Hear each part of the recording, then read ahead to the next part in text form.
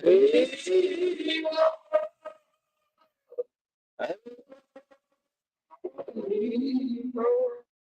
बोल। हरे कृष्णा। हरि बोल। हरे कृष्णा।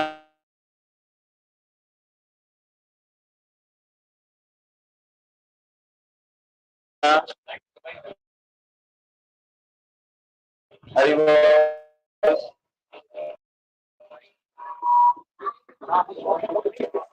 इसलिए अभी अभी बोली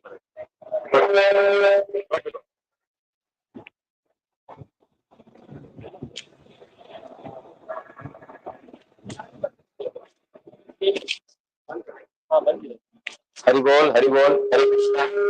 हरे कृष्णा। हरि बोल। हरि बोल। हरे कृष्णा। कम है।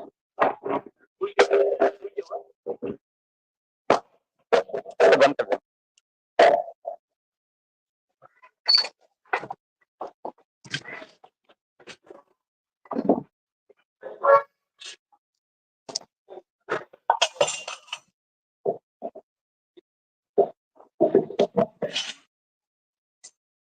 घड़ी दे देना। घड़ी दे देना। ओम अज्ञानतिमिरान्धस्य ज्ञानाञ्जनशलाकया चक्षुरुन्मिलितं येन तस्मै श्रीगुरवे नमः। करोति वाचालं लाङ्घयते गिरिं यत्कृपातमहं वन्दे श्रीगुरुं दीनतारिणम्। वाञ्छाकल्पतरुभ्यश्च कृपा सिन्धुभ्येव च पतितानां पावनेभ्यो वैष्णवेभ्यो नमो नमः। श्रीकृष्ण चैतन्य प्रभु नित्यानंद श्री अद्वैत गदाधर श्रीवासादि गौर भक्तवृंद। हरे कृष्णा कृष्ण कृष्ण हरे हरे हरे राम राम राम हरे हरे। गुरु वैष्णव भगवान तिनेर स्मरणे हय विघ्न विनाशन अनायासे हय निज वांछित पूरन।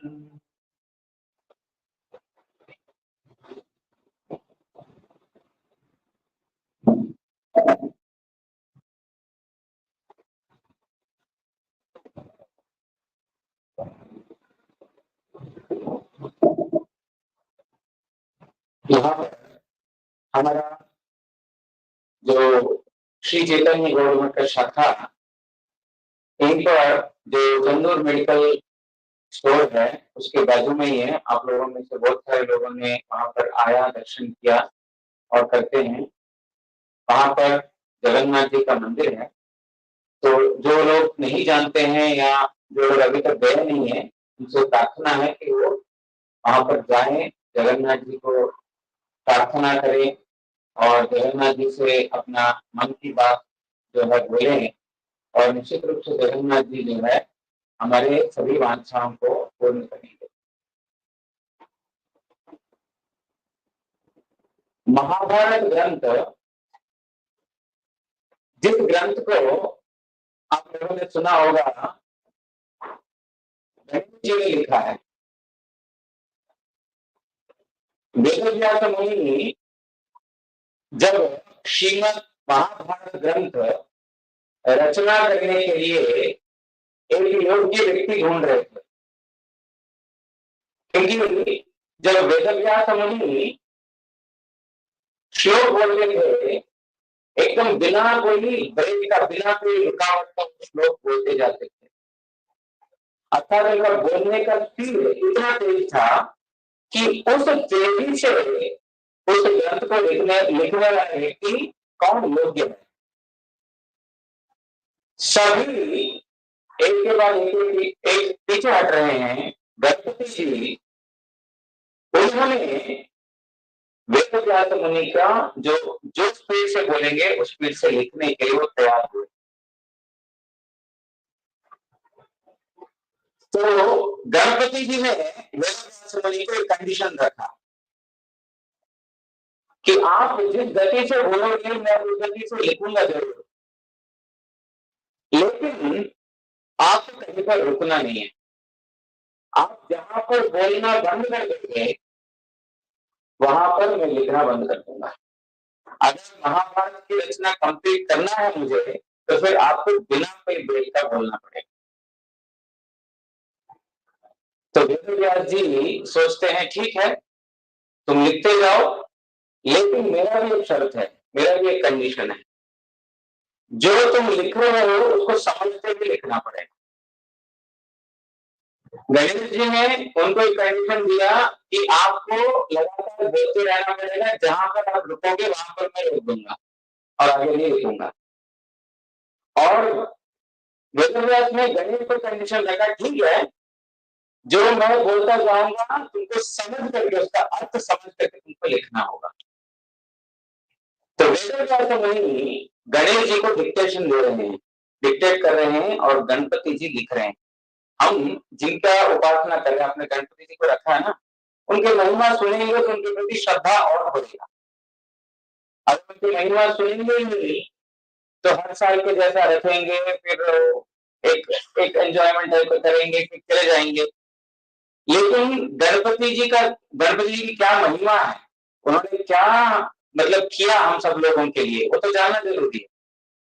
तो गणपति जी लिखने के लिए बैठ गए हैं और वेदव्यास मुनि डिक्टेशन दे रहे हैं, डिक्टेट कर रहे हैं।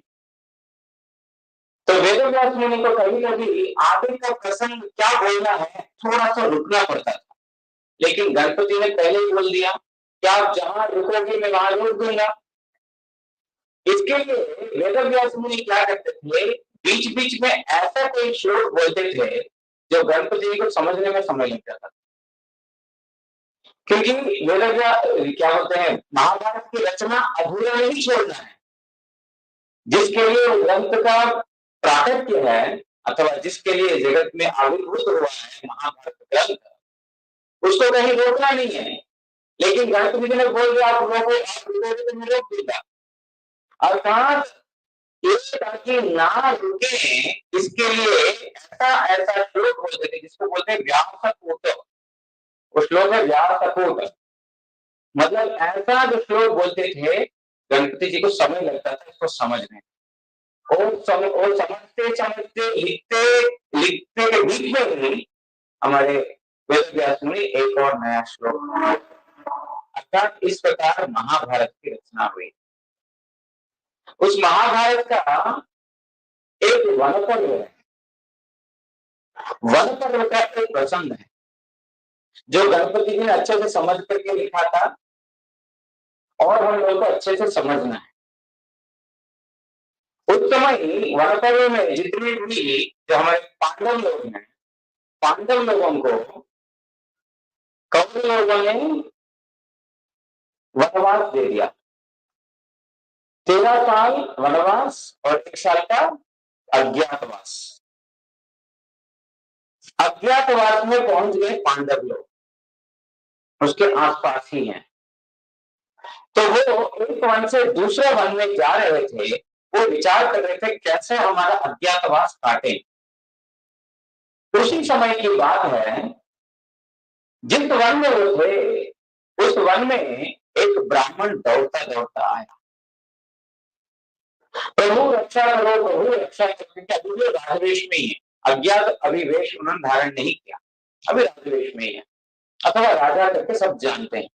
तो वो दौड़ते दौड़ते आया, प्रभु रक्षा करो रक्षा करो। क्या हुआ, ब्राह्मण बोलते हैं कि मैं अग्नि करके एक लकड़ी है जो हवन इत्यादि में यूज होता है।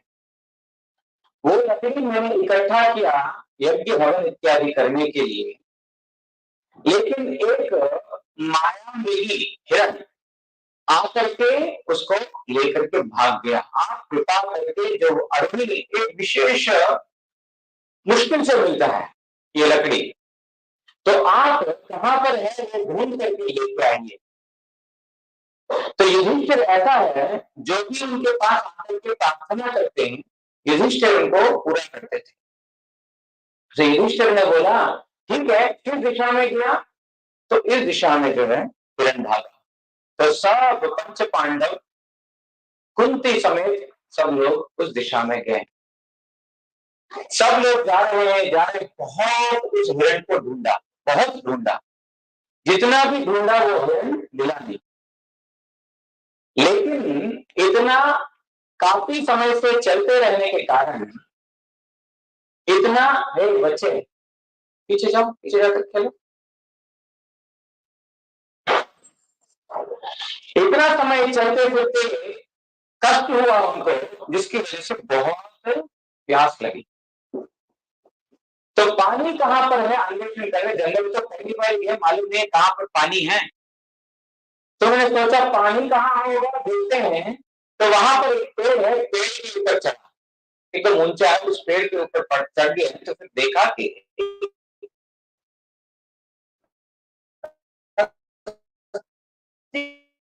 पानी जैसा, सरोवर जैसा। तो सोचा चलो चलते हैं, वहां से पानी लेके आते हैं। तो कौन जाएंगे? युधिष्ठिर धर्म का राजा है। उन्होंने बोला भाइया तुम लोग यहाँ पर रुको, मैं लेके आता हूं। आप सब छोटे भाई हो ना, मैं लेके आता हूं। सारे छोटे भाई बोलते हैं भैया हम आपकी सेवा करेंगे, आप क्यों जाओगे आगे, हम जाएंगे। तो इस प्रकार आपस में वार्तालाप हुई। फाइनली सबसे पहले सबसे जो छोटे हैं उन्होंने बोला मैं लेके आता हूं, सब लोग मेरे से बड़े हैं, मैं लेके आता हूं, सब लोग यहाँ रुकिए। सहदेव जी चले गए हैं पानी लाने के लिए। जहां सरोवर में पहुंचे, सरोवर में पहुंचने के बाद वहां जाकर के पहले पानी पीने लगा, अपना पहले प्यास बुझाएंगे, उसके बाद पानी लेके आएंगे। तो जैसे वो पानी को छूने लगे, एक आकाशवाणी हुई, खबरदार पानी में हाथ नहीं देना,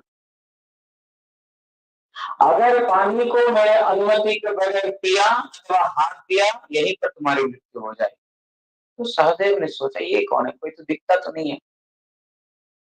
उन्होंने पानी में हाथ दिया, पीने के लिए प्रस्तुत हुए, वहीं पर बेहोश होकर गिर पड़ा। काफी समय हो गया, कोई आया नहीं, अभी सहदेव आया नहीं। नकुल बोलते भैया मैं जाके देखता हूँ। छोटा भाई को क्या हुआ, मैं जाके देखता हूँ, आप लोग रुकिए, मैं भाई को भी लेके आता हूँ, पानी भी लेके आता हूँ।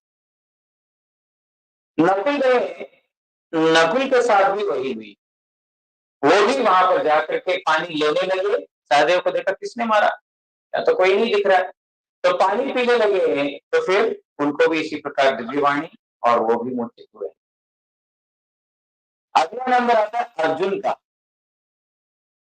अर्जुन, इस वन में ऐसा कौन है जो मेरे भाई सहदेव और नकुल के ऊपर इस प्रकार अत्याचार कर सकता है, कोई मार सकता है, कुछ कर सकता है, बेहोश कर सकता है। जाकर के देखते हैं दोनों भाई उचित हैं और वही पानी पीने के लिए जाते, उनको भी वही आवाज। लेकिन उन्होंने भी पानी में हाथ दिया तो वो भी मूर्छित हो गए। भीमसेन जाते हैं, उनको गुस्सा हो रहा है, क्या है ये, कौन व्यक्ति है, अभी आगे सामने आओ, तुमको अभी वध कर दूंगा। मैं अभी सामने नहीं आऊंगा, तुम मेरे प्रश्नों का उत्तर दो। अरे कौन है मेरे को रोकने वाला। उन्होंने भी पानी में हाथ दिया, वो भी मूर्छित हो गए। अब रह गए केवल मात्र युधिष्ठिर, धर्म का राजा। वो यहाँ पर आए, छोटे भाइयों का गति देखा, हाय हाय, भीम और अर्जुन को मार सके ऐसा कौन है यहाँ पर, दिखता तो नहीं है कोई सामने।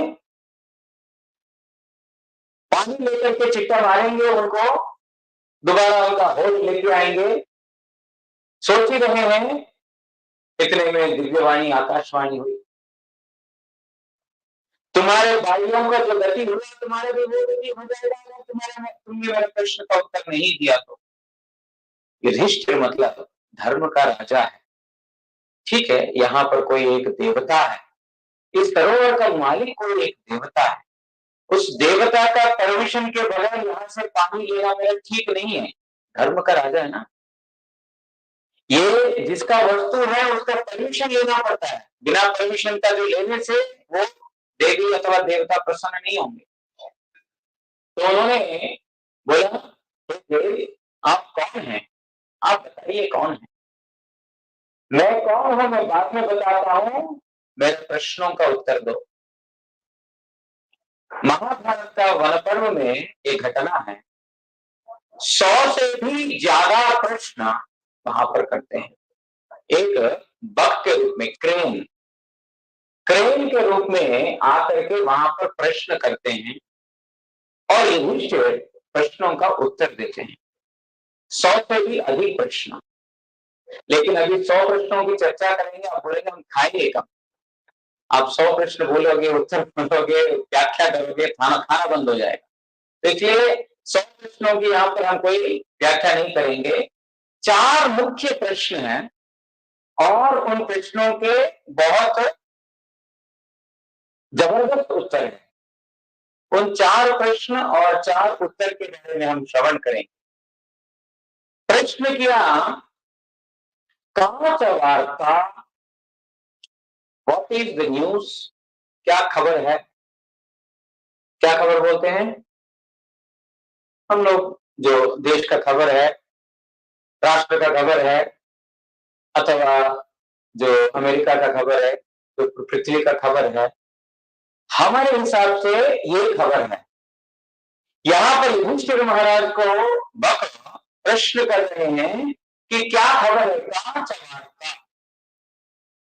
और युधिष्ठिर महाराज ने उत्तर दिया, सब समय के लिए एक उत्तर दिया, मातर्त गर्भी परिभक्तनेन सूर्याग्निना रात्रि दिवांधनेन अस्मिन् महामोहकराहे भूतानि पचते काल इति वार्ता।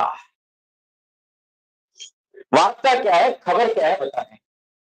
मातर्त गर्भी, मास और ऋतु, 12 मास है, 6 ऋतु है ना, सब लोग जानते हैं हमारे देश में 6 सीजन्स 12 मंथ्स। मातर्त गर्भी, गर्भी मतलब होता है तो हाथा मतलब जो करची, जिससे हम सब्जी वगैरह पलटाते हैं, मिक्स करते हैं, ऊपर से नीचे, ऊपर से नीचे और नीचे से ऊपर। स्पैचुला, स्पैचुला हमारे प्रभु जी ने बोला। करची, मासत गर्भी, मास और ऋतु। गर्भी वो एक स्पैचुला के जैसा है। परिवर्तनेन सूर्याग्निना रात्रि दिवांधनेन, हम लोगों को यहाँ पर बोल रहे हैं मास और ऋतु जब एक इसके जैसा है, एक करची के जैसा है, वो ऊपर नीचे कर रहा है। किसको ऊपर नीचे कर रहा है हम सुनते हैं। सूर्याग्निना रात्रि दिवांधनेन, दिन कट रहा है, रात्रि बीत रहा है, दिन जा रहा है, रात बीत रहा है। इस प्रकार दिन रात दिन रात दिन रात एक के बाद एक खत्म होते जा रहा है। सूर्य अग्निना रात्रि दिवांधनेन, दिन और रात रूपी ईंधन है। ईंधन मतलब फ्यूल, फ्यूल एनीथिंग, गैस हो सकता है, पेट्रोल हो सकता है, डीजल हो सकता है, फ्यूल जो ईंधन। अग्नि के ईंधन है सूर्य और चंद्र, मतलब दिन और रात। अस्मिन् महामोह कराहे, आग है, ईंधन है, करची है, कड़ाहे, कड़ाहे मतलब कढ़ाई। अस्मिन् महामोह कराहे, महामोह मतलब ये जगत रूपी एक कहानी है। भूतानि पचती, भूत मतलब प्राणी, जीवों को पचती पका रहा है काल, समय, इति वार्ता। न्यू क्या है, खबर यह है कि दिन और रात अग्नि के ईंधन रूप में, और इस महामोहमयी जो संसार है वो बहुत बड़ा है, और जो ऋतु वहां पर जो है पड़ता है अथवा जो करची है, ये सब रसोई बना रहे हैं किसको? भूतानी पचती, जो इस जगत में जो प्राणी है उनको रसोई कर रहा है, मतलब उनको तड़पा रहा है। आग में जो बंदा कूदेगा, आग में जो बंदा रहेगा तो क्या होगा? उसका तड़प नहीं होगा। भूतानी पचती, इस जगत में जो प्राणी है उनको ये महामाया, मोह माया पचती, दुख दे रही है। इस जगत में 3 प्रकार के दुख, बहुत प्रकार के हैं, लेकिन क्लासिफिकेशन, विभाजन 3 प्रकार: आध्यात्मिक, आदि भौतिक, आदि दैविक। ये तीनों तापों से कोई भी नहीं बच सकता, एक्स वाई जेड। आध्यात्मिक मतलब अपने ही मन और शरीर की वजह से दुख। शरीर कभी बीमार होता है, सिर दर्द होता है, या तो पैरों में दर्द होता है, घुटनों में दर्द होता है, तो कमर में दर्द होता है, या तो कुछ ना कुछ शरीर की वजह से दुख। इस जगत में ऐसा कोई भी व्यक्ति नहीं है इस दुख से बच सकता। और मन, अगर शरीर ठीक है, मन का दुख, मन का दुख कोई भी व्यक्ति इतना जल्दी उससे रिहाई नहीं प्राप्त कर सकता है। मन का दुख और शरीर का दुख किसी और को दिया हुआ नहीं है, खुद के द्वारा। इसको बोलते हैं आध्यात्मिक। दूसरा है आदि भौतिक, दूसरे प्राणियों के द्वारा दिया हुआ दुख। दूसरे प्राणी, कोई हमको कुछ उल्टा पुल्टा बोल दिया, किसी ने हमको मारा, किसी ने हमको चैलेंज किया, अथवा मच्छर ने काटा, बिल्ली ने काटा, कुत्ता ने काटा। जो अन्य प्राणी हमारे से नहीं, लेकिन दूसरे कोई प्राणी से जो हमको दुख मिलता है उसको बोलते हैं आदि भौतिक। ऐसा दुनिया में कोई भी व्यक्ति नहीं है इस आदि भौतिक ताप से भी बच सकते हैं। मच्छर का काटने से, डेंगू हो, मलेरिया हो, जो भी प्रकार का मच्छर का काट से, अथवा मच्छर का काट छोड़ दो, दूसरा आदमी के काट से कितना कष्ट देता है दूसरा आदमी को। एक व्यक्ति को कष्ट देकर करके उसको बहुत सुख मिलता है, दूसरों को कष्ट देकर के हमको बहुत सुख मिलता है। अर्थात आदि भौतिक, दूसरे प्राणियों के द्वारा जो दी गई कष्ट है, आदि भौतिक, इस जगत में कोई भी उससे मुक्त नहीं हो सकता है। तीसरा है आदि दैविक। दैविक मतलब बियॉन्ड आवर कंट्रोल, देवताओं के द्वारा दिया गया, which is not in our control. जैसे कि शरीर का कोई बीमारी है, डॉक्टर के पास जाएंगे, वो दवाई देगा, ठीक कर देगा। और कोई दूसरा प्राणी से कोई दुख मिला, मच्छर इत्यादि से, उसका भी कोई दवाई है। मन का दुख है, कोई अपना मन के बात सुनने वाला, दुख को शेयर करने वाला, सुख को बढ़ाने वाला कोई है, तो हो सकता है थोड़ा कम हो जाए। लेकिन ये तीसरा जो ताप है, आदि दैविक ताप, बड़ा मुश्किल है देवताओं के द्वारा। अभी आप लोगों को एक्सपीरियंस हुआ वेरी रिसेंटली, कोरोना। कोरोना जो है, जो व्याधि, महामारी जिसको बोलते हैं, ये आदि दैविक, जो ऊपर से आया हुआ, ऊपर से आया हुआ देवताओं के द्वारा। हो सकता है कोई बोले चीन ने लेके आया, कुछ नहीं लेके आया, लेकिन ऐसा महामारी देवताओं के हाथ की वजह से होता है, अथवा बियॉन्ड अवर कंट्रोल। देवता मतलब beyond our control, natural calamities.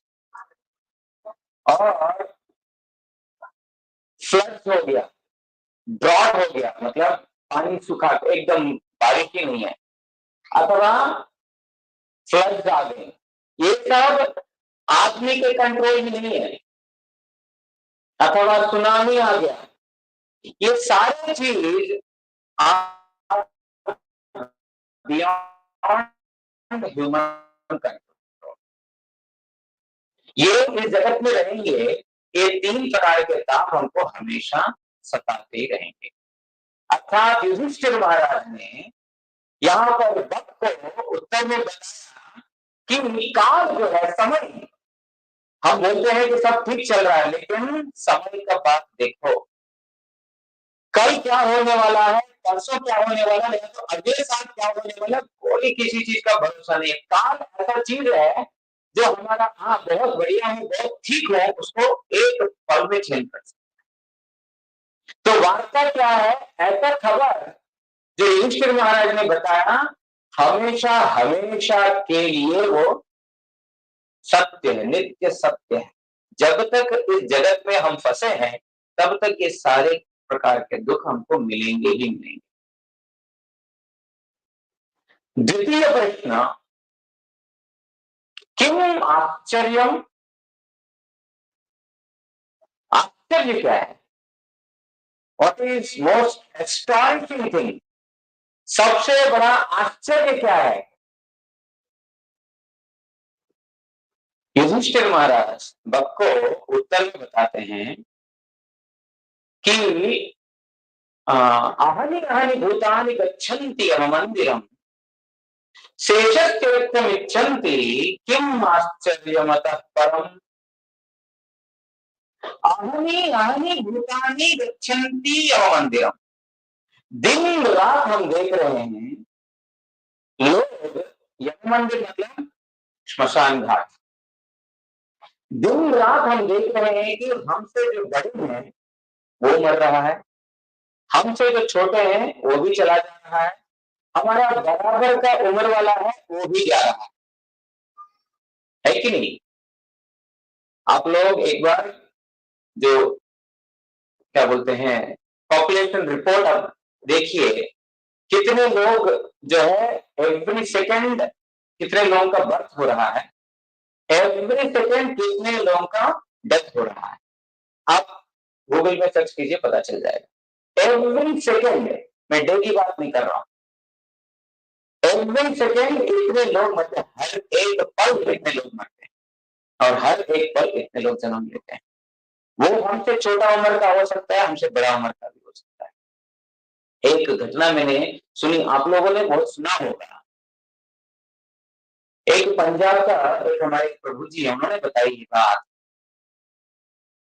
उनके घर के बहुत ही नजदीक रहते हैं, स्थान पे बता देता हूँ, मानसा है, मानसा सुना होगा, बठिंडा से थोड़ा नजदीक है स्थान। तो वहां पर हमारे प्रभु जी हैं, हमारे मठ के पुराने शिष्य, उनके घर के पास ही, तो उनके साथ बहुत अच्छा गहरा संबंध है। उनकी एक 14 साल की बेटी थी, 13-14 साल की बेटी, वो स्कूल जाती थी। एक दिन स्कूल जाने वाला दिन ही अचानक उसने, मतलब स्नान करके जाएगी, उसने बोला पापा मैं ऊपर स्नान करके आती हूँ, मम्मा मामा आप नाश्ता रेडी कर देना। ऊपर गई स्नान करने के लिए बाथरूम में, और 15 मिनट हो गया, 20 मिनट हो गया, आधा घंटा, 1 घंटा, वो लड़की आ नहीं रही, बाथरूम से निकली नहीं है।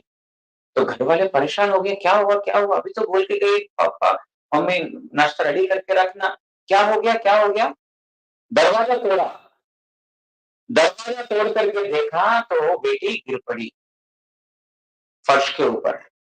उसको लेके आया बाहर, साथ साथ हॉस्पिटल लेके गए, हॉस्पिटल लेके गए और हॉस्पिटल में बोला जो ब्रॉड डेड, आपका लाते लाते ही इसका मृत्यु हो गया।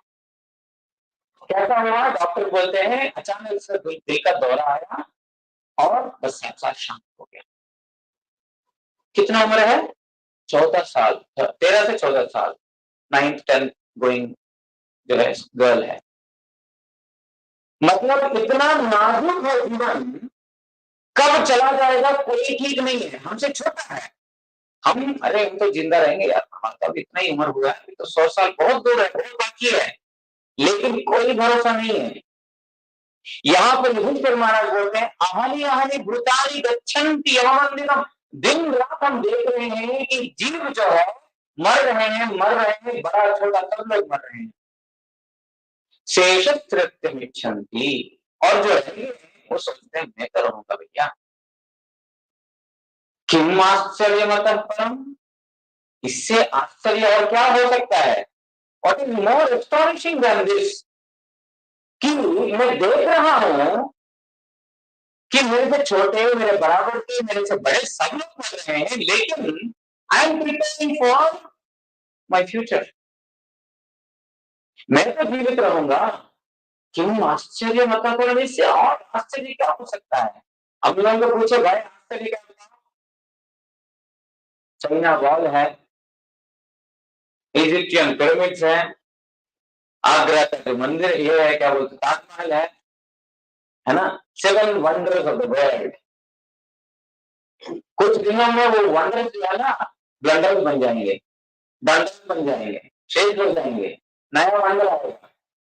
लेकिन जो युधिष्ठिर महाराज ने वंडर बताया ना, वो हमेशा हमेशा का वंडर है। वो क्या है? ये जीव अपने से छोटा मरते हुए देख रहा है, बड़ा मरते हुए देख रहा है, बराबर मरते हुए देख रहा है, लेकिन वो सोचेगा कि मैं तो जीवित रहूंगा।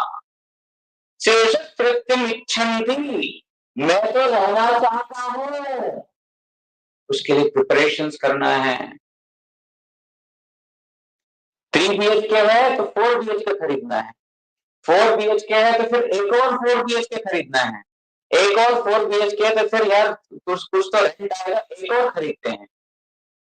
रहेंगे रहेंगे सोच करके हम खरीद रहे हैं, कब भगवान का प्यारा बन जाएंगे ठीक नहीं है। राम नाम सत्य है, बोल हरि बोल हरि बोल, ये चलता है, हम सुनते हैं राम नाम सत्य है, मरते जब मर जाता है बंदा ना बोलते हैं राम नाम सत्य है, राम नाम सत्य है, लेकिन ये बंदा जो है सत्य नहीं है, हम बोल मुख से, लेकिन उसका अर्थ हम कितना समझ रहे हैं? राम नाम सत्य का मतलब क्या है? भगवान का नाम ही एकमात्र सहारा, कितने लोग समझ रहे हैं? नहीं समझ पा रहे, प्रिपरेशंस कर रहे हैं, हम जीवित रहेंगे। क्यों आश्चर्य मतलब, इसे और क्या आश्चर्य हो सकता है?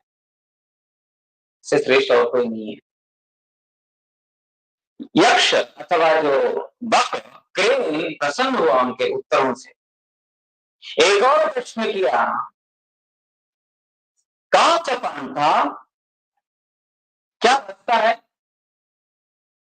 किसके लिए रास्ता है? वो युधिष्ठिर महाराज समझ गए, दिशा क्या है, रास्ता क्या है। तो हम बोलते हैं हाँ वो वहां जाने के लिए, फिर टावर जाने के लिए ये रास्ता है, या फिर बॉम्बे में वाली सीट जाने के लिए ये रास्ता है, यहाँ पे ये रास्ता है। लेकिन युधिष्ठिर महाराज रास्ता है, कौन सा रास्ता है? तत् को अप्रतिष्ठा श्रुतयो विभिन्न नासाम ऋषिर्यस्य मतम न भिन्नम धर्मम तु तत्वम निहितम द्वाराम महाजन येन गतः स पंथा। क्या रास्ता को पकड़ना चाहिए वो भी बता रहे हैं। क्या रास्ता पकड़ना है? तत्व को अप्रतिष्ठा, तत्व के द्वारा भगवान है या नहीं है कोई भी व्यक्ति स्थापित नहीं कर पाएगा। इस जगत में ऐसा कोई भी व्यक्ति बोले तत्व के द्वारा भगवान को स्थापित करो, वो बड़ा मूर्ख है, क्योंकि तर्क बुद्धि के अधीन है, भगवान बुद्धि से परे है। जो बुद्धि से नीचे है, बुद्धि के अधीन है, वो बुद्धि के परे व्यक्ति को तर्क के द्वारा कैसे प्रतिष्ठित कर सकता है? असंभव। अरे वहां पर देखो ना, आप कोर्ट में जाओगे ना, आप सच हो, लेकिन आपको झूठा दिखा देता है सामने वाला व्यक्ति, है कि नहीं? जिसका तर्क जितना तगड़ा है, आप अगर कितने भी सच्चा क्यों ना हो, फिर भी आपको झूठा प्रूव कर देता है। लेकिन उससे बड़ा वकील जो है ना, इसके बाद तो झूठा प्रूव कर सकता है। अर्थात तर्क इस जगत के जो सत्य है उसको भी नकारने में सक्षम है। तर्क के द्वारा कोई भी वस्तु को स्थापित नहीं कर पाएंगे। तर्क तर्क, जैसे मैंने बताया, बुद्धि के अधीन है। जिसका जितनी बुद्धि है उतना तर्क दे पाएगा, लेकिन तर्क से बाहर है भगवान। कैसे तर्क से बाहर है भगवान? भगवान जो विभिन्न प्रकार की लीलाएं करते हैं वो हमारे इंद्रियों के द्वारा समझा नहीं जा सकता है। एक मैं उदाहरण बताता हूं। पंजाब में जालंधर में हमारे परमाध्यक्ष गुरु महाराज जी, परम गुरु महाराज जी प्रचार करने के लिए एक इनकम टैक्स ऑफिसर थे, जिनके घर में पांडे साहब है, जिनके घर में हमारे परम गुरु जी स्थापित थे वहां पर। और उसके पास में एक पंडल था, प्रोग्राम जिनको जहां पर करना है। 10 बजे सभा का समय अनाउंस किया गया। हमारे परम गुरु जी ऐसे थे, समय के पक्के थे, जो समय बताया उस समय पे वो जाएंगे। तो उसी समय एक बहुत बड़ा big shot income tax officer आ गया परम गुरु जी से मिलने के लिए। तो वो आकर के, स्वामी जी मैं आपसे मिलने के लिए आया, बहुत दूर से आया हूं। तो देखिए, मेरे को बुलाया है इतना दूर, और यहाँ पर जो है हरि कथा प्रवचन है, आप मुझे हरि कथा के बाद आकर के मिलिए, तब आपके साथ में बैठ करके वार्तालाप करूंगा। महाराज, अभी हम आए हैं, अभी तुरंत चले जाएंगे, आप थोड़ा सा समय निकालिए। बोलते नहीं, समय अभी निकालना मुश्किल है। तो जिनके घर में है पांडे साहब, उन्होंने बोला कि महाराज जी, ये सोसाइटी के बहुत बड़े व्यक्ति हैं, मान्य व्यक्ति हैं, इनके पास बहुत कम समय मिलता है, मैं वहां पर जाकर के बोल दूंगा स्वामी जी 15 मिनट लेट आएंगे करके, आप इनके साथ बैठ करके वार्तालाप कर लीजिए। परम गुरु जी वहां पर उनके कहने पर बैठ गए और उन्होंने बोला, स्वामी जी मेरे पास 100 प्रश्न है, आप मेरे 100 प्रश्नों का उत्तर बताइए। तो परम गुरु जी बोलते हैं, परम गुरु जी मतलब जो यहाँ पर लेफ्ट हैंड साइड में ना हमारे, इधर आप देखेंगे हमारे गुरु जी के गुरु जी, तो उन्होंने बोला मेरे पास 15 मिनट समय है, आपका मैं 100 प्रश्न, एक एक प्रश्न का 2 मिनट में उत्तर देता हूं, 200 मिनट मुझे लगेंगे, मतलब 3.5 घंटा मुझे आपका प्रश्न का उत्तर देने में लग जाएगा।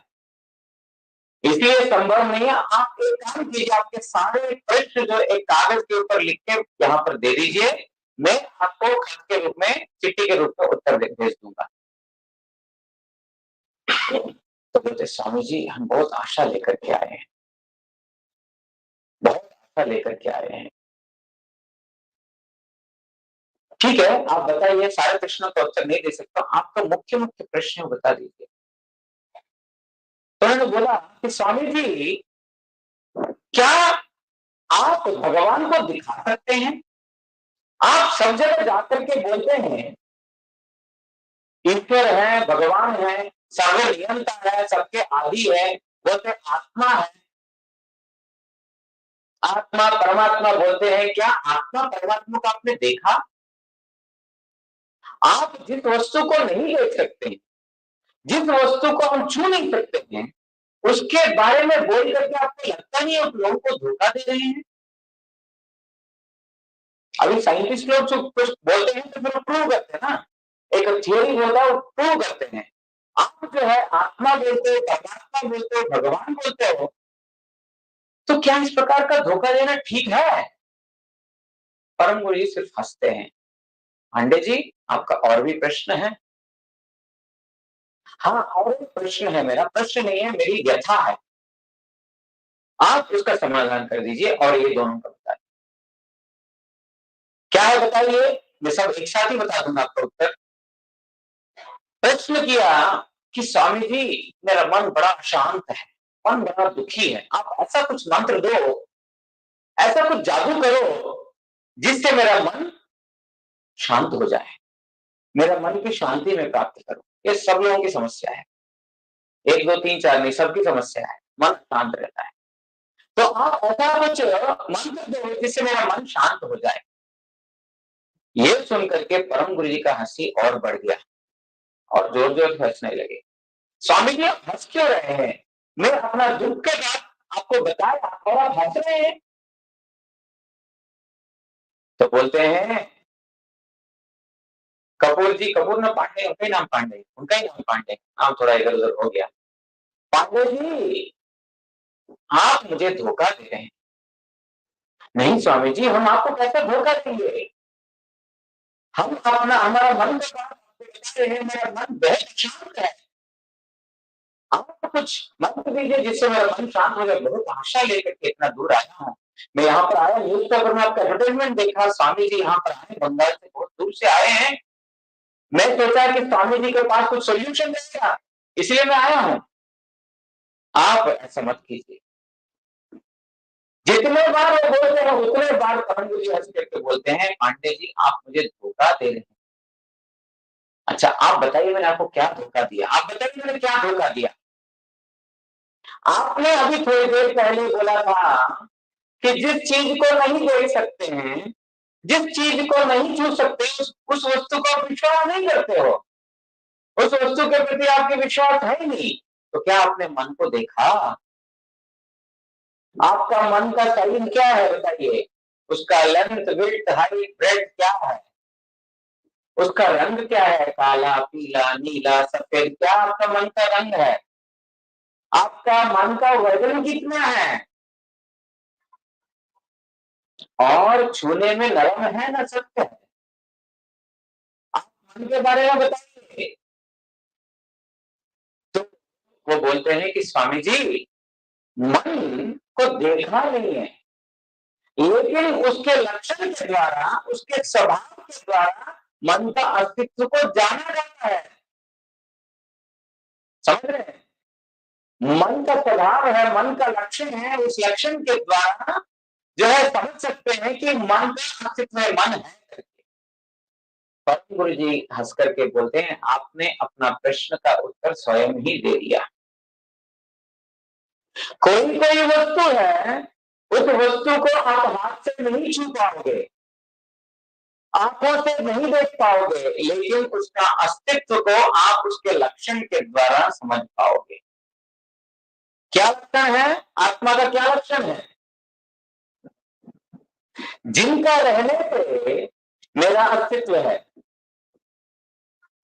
जिनका नहीं रहने से मेरा अस्तित्व नहीं है। अर्थात मैं मुर्दा बन गया, मैं मर गया, तो मेरा हाथ, पैर, नाक, कान, सिर, बाल सब है कि नहीं? है कि नहीं? चला गया है? सुनाई नहीं दे रहा मेरे को? है? तो क्यों नहीं चल रहा? अगर मेरा हाथ है, मेरा पैर है, क्यों नहीं चल रहा है?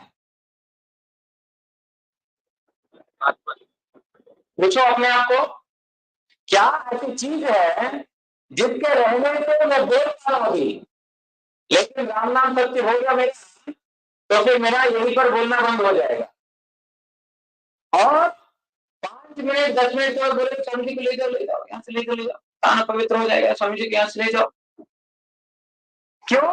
अरे जीवित व्यक्ति को मतलब अपवित्र नहीं मान रहे हो, वही मुर्दा को हम घर में नहीं रखना चाहेंगे, अपना कितना भी प्यारा व्यक्ति क्यों ना हो, अपना भाई हो, अपना बंधु हो, सखा हो, अपना पिता हो, माता हो, हमारा पुत्र हो, कन्या हो, कोई भी हो, बहुत लाडला लाडली जो भी हो, एक बार उस शरीर से प्राण चला गया,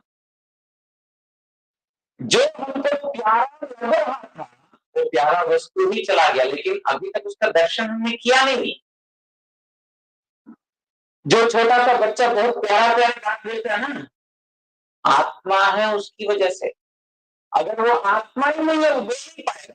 अर्थात लक्षण के द्वारा वस्तु का अस्तित्व को मानना पड़ेगा।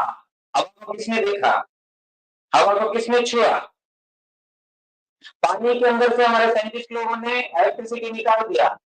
किसने देखा पानी में इलेक्ट्रिसिटी? देखा? दिखता है, लेकिन उसमें से निकालने की शक्ति जिसके अंदर है वो निकाल पाएगा। इतने बड़े बड़े मोटर व्हीकल चल रहे हैं, ये तो चमत्कार तो है, साइंटिस्ट लोगों का चमत्कार है। मैं देखता हूं, मेरे को नजर नहीं आता इस प्रकार, लेकिन कोई ऐसा व्यक्ति, विद्वान व्यक्ति है, उसके अंदर वो देख रहा है। आप लोगों ने देखा होगा पहले कोयला से इंजन चलता था, पुराने जमाने के लोग देखे होंगे, अभी के जमाने के नहीं देखे होंगे। कोयला से जो रेलवे इंजन चलता था, देखा आप लोगों ने? कोयला से इतना बड़ा इंजन और पीछे इतने सारे बोगी, कैसा इतना मैकेनिकल एनर्जी उस कोयले में है, आश्चर्य नहीं है? हमने तो देखा नहीं कोयला में इस प्रकार पावर, लेकिन साइंटिस्ट लोगों ने देखा, उससे चलाया, बाद में स्टीम से चलाया, अब इलेक्ट्रिसिटी से चला रहे हैं। हो सकता है फ्यूचर मोबाइल से चला देंगे, हो सकता है यहाँ से बटन दबाएंगे तो चलना शुरू हो जाएगा। ऑटोमेटिक सिस्टम तो ऑलरेडी आ गया। कहने का मतलब यह है कि वस्तु का ज्ञान नहीं है तो वस्तु नहीं है ऐसा नहीं बोल सकते। मेरा शब्दों पे थोड़ा ध्यान देना। वस्तु का ज्ञान नहीं है इसका मतलब ये नहीं है कि वस्तु नहीं है। मेरे को ज्ञान नहीं है, आत्मा है, इस वस्तु इस चीज का मुझे ज्ञान नहीं है, मतलब ये नहीं कि आत्मा नहीं है। जाओ साइंटिस्ट के पास, स्पिरिचुअल साइंटिस्ट है, आध्यात्मिक जो साइंटिस्ट है उसके पास जाओ, जिन्होंने देखा आत्मा को, जिन्होंने साक्षात आत्मा का अनुभव किया, ऐसे व्यक्ति के पास जाकर पूछो स्वामी जी ऐसा कैसा है, तो वो बताएगा। यहाँ पर हमारे गुरु महाराज जी ने बताया कि जिस प्रकार मन को उसके लक्षण के द्वारा समझ सकते हैं, उसी प्रकार आत्मा को भी समझ सकते हैं। तो परमात्मा को कैसे समझे, भगवान को कैसे समझे? भगवान को कैसे समझे? एक हमारे इस दुनिया में एक रिडल है, एग फर्स्ट चिकन फर्स्ट है। रिडल समझा? पजल समझा? मुर्गी पहले ना अंडा पहले? Any answer? अंडा पहले ना मुर्गी पहले? कौन सृष्टि कर सकता है मुर्गी को पहले, अथवा कौन सृष्टि कर सकता है अंडा को पहले? ऐसा दुनिया में किसी में ताकत है कि साइंटिस्ट चींटी को अपने लैबोरेटरी में डेवलप कर दे? बताओ, ऐसा कोई साइंटिस्ट है अपना जो लैबोरेटरी में एक चींटी को, छोटा सा अथवा मच्छर को क्रिएट कर सके? मच्छर के जैसा एक इमिटेट करके कुछ वस्तु को बना सकता है, लेकिन इसमें जान नहीं डाल पाएगा, अपने आप से उड़ेगा नहीं। जैसे हम लोगों ने रोबोट बनाया, रोबोट बना सकता है लेकिन रोबोट में जीरो नहीं डाल सकता है। जितना आपने उसके अंदर कंप्यूटिंग किया है अथवा प्रोग्रामिंग किया है, उतना ही प्रोग्राम पर चलेगा, आगे नहीं चलेगा। लेकिन ये एग फर्स्ट या चिकन फर्स्ट या सीड फर्स्ट और ट्री फर्स्ट, पहले बीज आया ना पेड़ आया? ये सारे प्रश्नों का उत्तर सच में खोजना चाहते हैं, अन्वेषण करना चाहते हैं, आप पहुंचेंगे भगवत तत्व के पास। कर्तुम अकर्तुम अन्यथा कर्तुम समर्थ सैव ईश्वर। ये कर सकते हैं, ये नहीं कर सकते, ऐसा भगवान के लिए असंभव नहीं है, जीव के लिए है। मैं ये कर सकता, मेरा लिमिट ये है, लेकिन एक परम पुरुष है, शक्ति है, हम तो शक्तिमान भी होगा। हम शक्ति है तो शक्तिमान भी होगा। शक्ति कहां से उत्पत्ति है? शक्तिमान से उत्पत्ति है। एक यूनिवर्स है, एक यूनिवर्स को एक बड़ा मिशन के जैसे समझें तो फिर यूनिवर्स को चलाएगा कौन? अर्थात इसके पीछे एक ऐसा शक्ति है जो सब कुछ चला रहा है। अर्थात शक्ति और शक्तिमान दोनों को मानना पड़ेगा। शक्ति है जीव शक्ति, शक्तिमान है उस शक्ति को चलाने वाला, जिस शक्तिमान की वजह से हम सब हैं। अर्थात जिस वस्तु को नहीं देख पाते वो वस्तु का अस्तित्व है कि नहीं, जिन्होंने देखा उनसे पूछें। इसलिए तर्क को अप्रतिष्ठात, तर्क के द्वारा हम भगवत तत्व को स्थापित करना चाहते हैं, सत्य को स्थापित करना चाहते हैं। अप्रतिष्ठा कोई भी नहीं कर पाएगा। इसमें इस दुनिया में ऐसा किसको दिमाग है जिस वस्तु को मैंने देखा नहीं है उसके बारे में कैसे तर्क करके स्थापित कर पाऊंगा? मैंने आत्मा को देखा नहीं है, मैंने भगवान को देखा नहीं है, कौन सा तर्क के द्वारा मैं स्थापित कर पाऊंगा? वो ऐसा केवल मात्र वो भी निकाल सकता है। ओ माय गॉड 2 निकाल सकता है, ओ माय गॉड 3 निकाल सकता है। लेकिन वास्तविकता में जो जिनको भगवान का ज्ञान नहीं है, भगवत तत्व का ज्ञान नहीं है, वो भगवान के बारे में तर्क करके कोई प्रतिष्ठा नहीं कर पाएगा। श्रुतयो विभिन्ना, बहुत से शास्त्र है, किसमें क्या शिक्षा दिया है, बहुत कंफ्यूजिंग है। नाकाम इसलिए मैं अभी थोड़ा फास्ट फॉरवर्ड हो जा रहा हूँ, सुपर फास्ट एक्सप्रेस टाइम हो गया है, इसलिए आप लोग थोड़ा ध्यान से सुनिए। मैं एग्जाम्पल्स नहीं दूंगा, सिर्फ उत्तर देते जाऊंगा। नाशाम भिन्नम, ऐसा कोई ऋषि नहीं है जिसका अपना भिन्न मत नहीं है। धर्मम तो तत्व निहितम गुहायाम, धर्म तत्व वास्तव भगवत तत्व जो है महाजन ततस्तपंता, महाजनों के हृदय में ही है, भक्तों के हृदय में। इसीलिए आप सही रास्ता जानना चाहते हो तो महाजनों को, भक्तों का अनुगमन में चलो। हो गया 3 प्रश्न। चौथा प्रश्न जल्दी जल्दी खत्म कर रहा हूं, और डिटेलली किसी को जानना है तो फिर यहाँ पर आ सकते हैं, क्योंकि समय की पाबंदी है। चौथा प्रश्न है कच्च मोदते, कौन खुशी है, कौन सुखी है इस जगत में? कच्च मोदते, कौन है सुखी? दिवसत अष्टम भागेन पाप शांति अरिणी अप्रवासी सचवारी मोदते।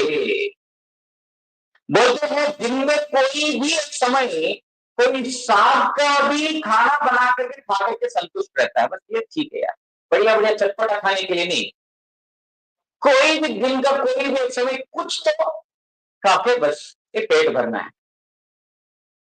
और अप्रवासी, जिसका कोई ऋण नहीं है और जो अपना घर में रह रहा है, जिसका कोई ऋण नहीं है और जो अपना घर में रह रहा है, भाई के घर पर नहीं, वो सबसे ज्यादा खुशी है, सुखी है।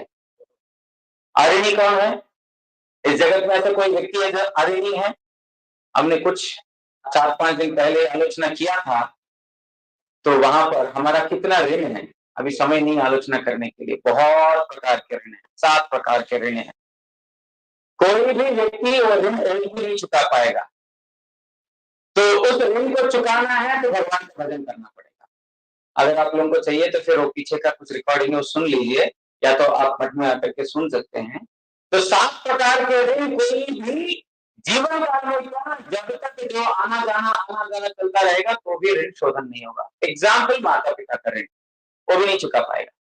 अपना माता पिता का ऋण भी कितना दिन का सेवा करके ऋण चुका नहीं पाएगा। और कौन अपना घर में रह रहा है? आप बोल सकते हैं हमने अपना बिल्डिंग खरीद लिया है, हमारा अपना मकान है, हम अपने घर में रहते, हम सुखी है ना। यहाँ पर शास्त्र बड़ा चतुर है भाई, शास्त्रों की बात ऐसे समझ में नहीं आएगा। ये है घर, ये शरीर है घर, और ये पृथ्वी है एक घर। इस घर से कब हमको एग्जिट टिकट आ जाएगा कोई ठीक नहीं है।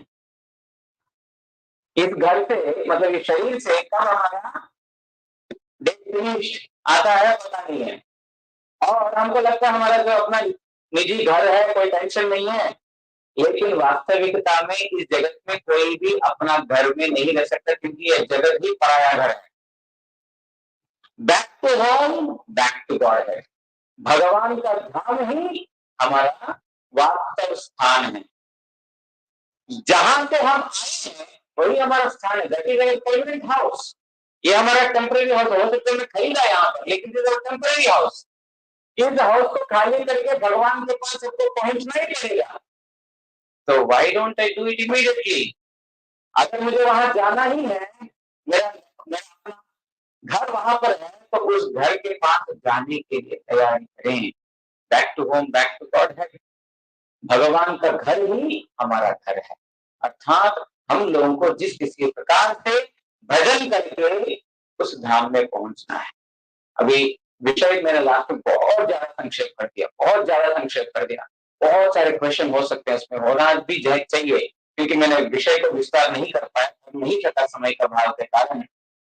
लेकिन इस पे आप निश्चित रूप से गहरा जो विचार कीजिए। पहले 2 प्रश्न, क्या वार्ता है, क्या आश्चर्य है, इन दोनों के ऊपर गहरा चिंतन कीजिए कि हम मर रहे हैं, हमसे छोटे बड़े सब मर रहे हैं, लेकिन फिर भी हम सोचते हैं हम जीवित रहेंगे, इससे बड़ा आश्चर्य क्या हो सकता है? इसके ऊपर आलोचना कीजिए। मैं आपकी सभा में एक विशेष एक सूचना देना चाहता हूं। हमारा यहाँ पर जो T2/6 चंदूर मेडिकल स्टोर के बाजू में ही हमारा एक छोटा सा जगन्नाथ जी का मंदिर है। आप सब लोग वहां पर आइए, जगन्नाथ जी के दर्शन कीजिए। जगन्नाथ जी कैसे इस धरातल पर आए हैं उसका भी कभी हम लोग चर्चा करेंगे। क्या जगन्नाथ जी की क्या लीला है, वो कौन है, इसके बारे में चर्चा करेंगे। वहां पर आइए और जगन्नाथ जी की सेवा के लिए वहां पर हम उस स्थान को थोड़ा और बढ़ाने के लिए कोशिश कर रहे हैं, क्योंकि बहुत सारे भक्त लोग आना चाहते हैं।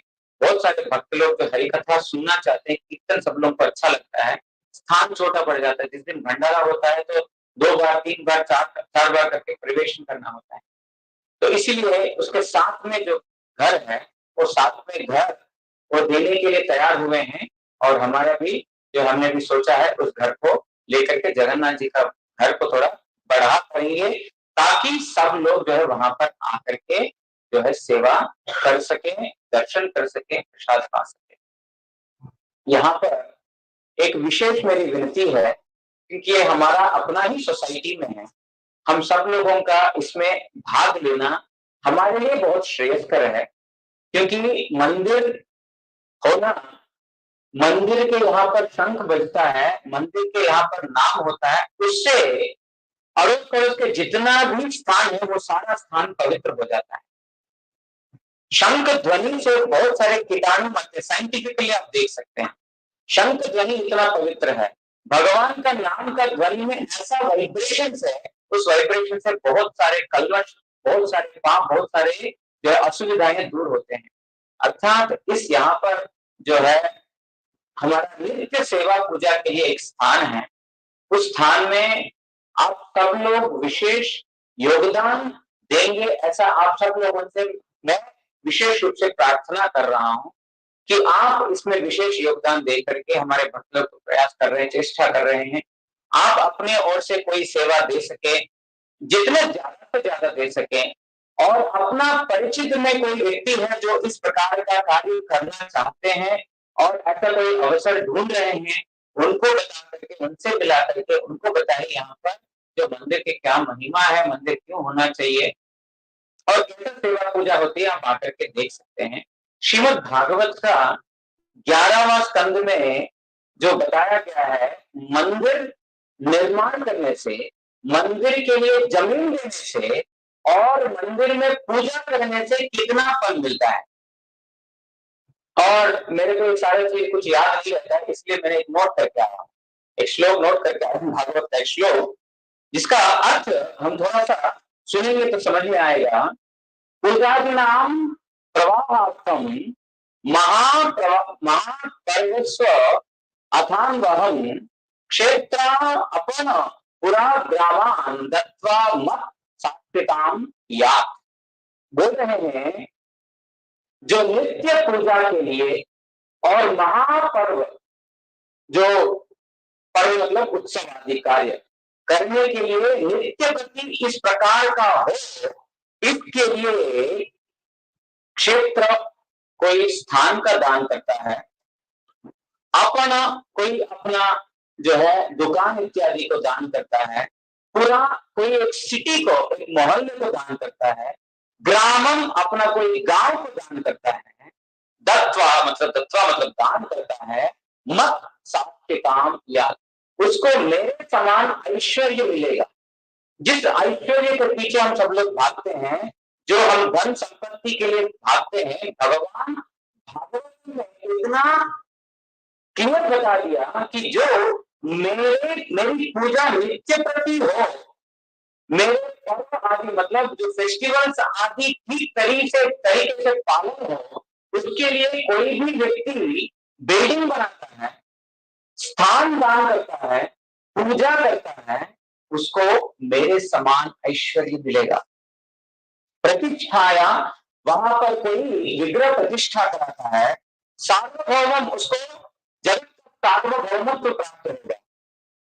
सतमना भुवनत्रयम्, और वहां पर मंदिर का निर्माण करता है उसको त्रिभुवन का मालिक बनेगा। और पूजा बिना ब्रह्मलोकम, उसकी पूजा करता है उसको ब्रह्मलोक की प्राप्ति है।